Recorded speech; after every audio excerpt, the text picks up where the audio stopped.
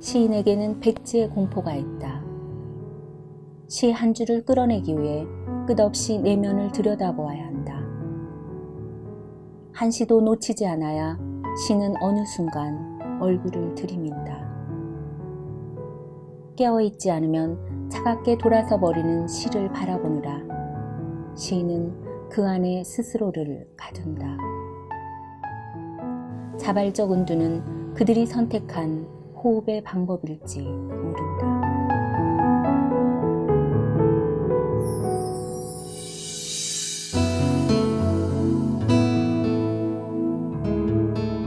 그럼 선생님께서는 그 화가가 된 특별한 이유라도 있나요? 뭐 그냥 자연스럽게 됐어요. 집안에 작은아버지가 계셨고 네. 고등학교 때 그냥 미대를 가야 되겠다는 생각을 갖게 된 것 같아요. 그림을 좋아하는 쪽으로 집에서 이렇게 반대를 안 하셨던 것 같아요. 네. 간다고 할 때. 그래서 쉽게 간 것 같아요. 추구하시는 특별한 작품 세계는 무엇인가요? 그냥 가보는 거겠죠. 그러니까 내가 그린다는 거, 어떤 내가 그리려고 하는 거는 지금도 정확하게 보이지가 않아요. 물론 내가 그리고 있지만 단순해지고 싶고, 단순해지면서 또 표현은 해야 될 거 아닙니까? 그림이니까. 그런 데서의 갈등이 제일 많고 제일 힘든 것 같아요.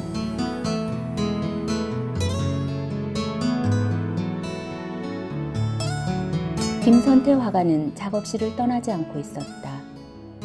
그는 기다리는 중이라고 했다. 그림이 그려지는 그 순간을 위해 화가 역시 스스로를 유폐시키고 있었다. 어느 순간, 몰입의 그 순간, 그는 한치의 망설임 없이 화폭 안에 그 긴 기다림을 쏟아부을 것이다. 그의 작업실 한쪽에는 이미 오랜 기다림으로 화가의 손끝을 빠져나온 그림들이 살아 움직이고 있었다.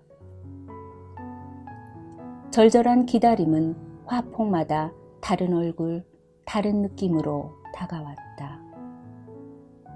그의 작품들은 보는 이에 따라 다른 세상을 이야기해 줄 것이다. 그림을 통해 또 다른 자신의 내면을 볼 수 있게 만드는 화가. 나는 그의 작업실을 바람 부는 어느 봄날 방문할 수 있었다.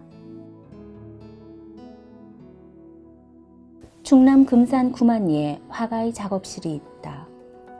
안영터널을 빠져나와 바로 오른쪽으로 접어들면 산으로 둘러싸인 지역이 보인다. 꽤 넓은 하천을 따라 몇 채의 집이 드문드문 떨어져 있는 한적한 마을이었다.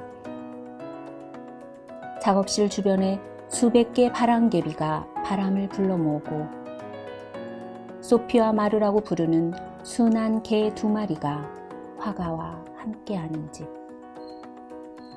2마리 개는 낯선 이의 방문에도 짖지 않았다. 넓은 마당에는 이제 막 꽃망울을 터뜨리기 시작한 나무들로 가득했다. 산수유는 가장 먼저 노랗게 봄을 알린다. 작업실 왼쪽 암벽 사이사이 둥굽은 소나무에서 짙은 솔량이 바람을 타고 마당을 흘러다녔다. 바람소리가 떠다니는 곳은 적막하다. 화가는 그 적막 한가운데 자발적으로 들어와 그림과 동거하고 있었다.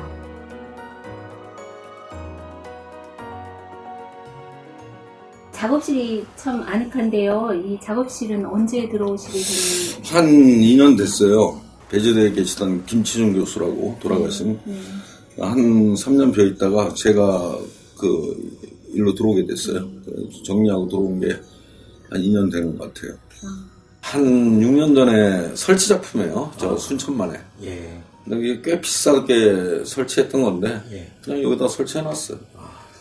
그래서 이제 뭐 유치원 아는 사람들이 한 3-4군데에서 가져간 것 같아요. 아, 저걸. 예, 뭐 필요하다 그러면 그거 사실 뭐 여기 많이 해놨었는데 예.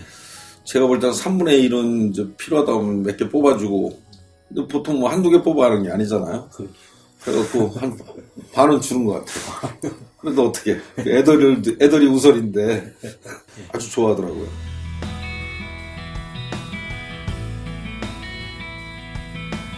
김선태 화가는 홍익대학교 미술대학 동양학과, 프랑스 파리 팔대학원에서 조형예술학을, 파리 국립미술대학에서 회화과를 졸업한 후 자신만의 독특한 세계를 펼쳐나가는 인재다. 그는 프랑스 파리에서 20여 년간 전업작가로 활발한 활동을 해오다 자신의 고향인 대전으로 내려와 작업에 몰두하고 있다. 수많은 개인전과 단체전을 통해 그의 작품 세계를 꾸준히 발표해왔다.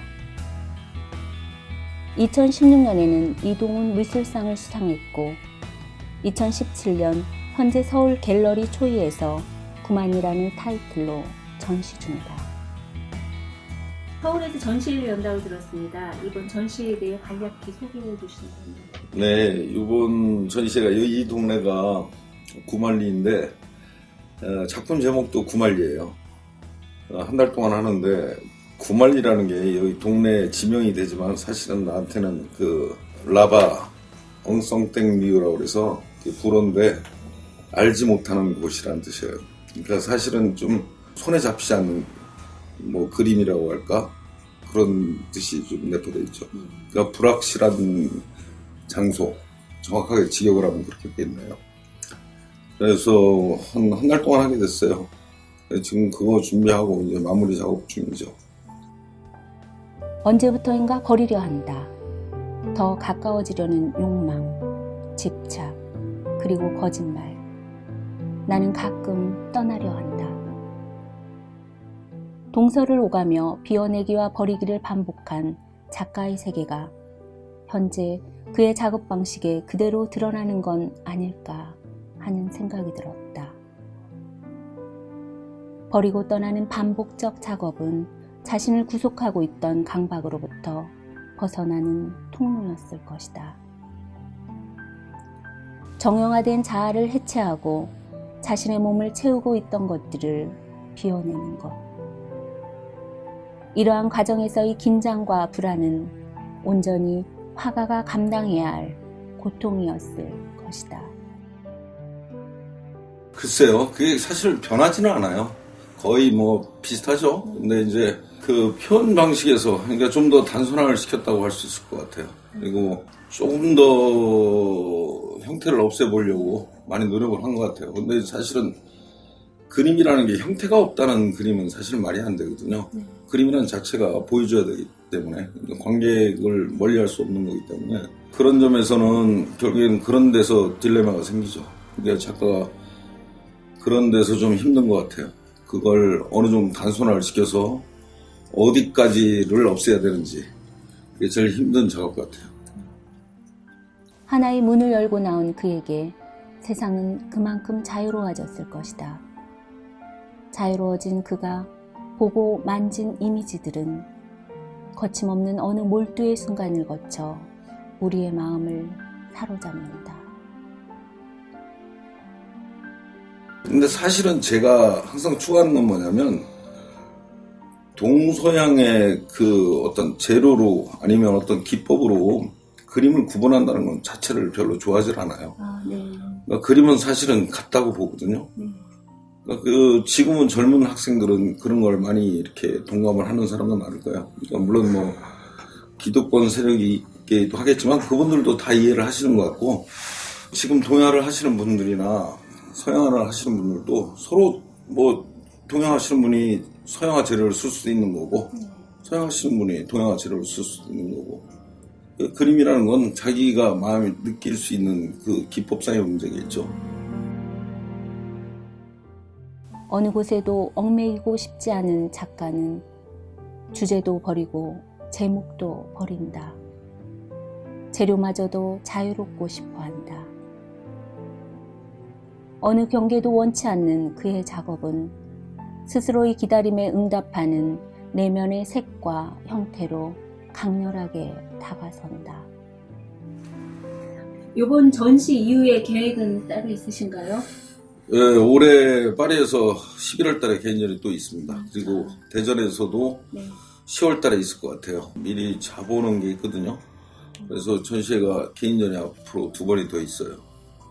내년에도 한 번, 내년 초에도 있고요. 앞으로 3번 더 해야 되죠. 단체전이야, 뭐.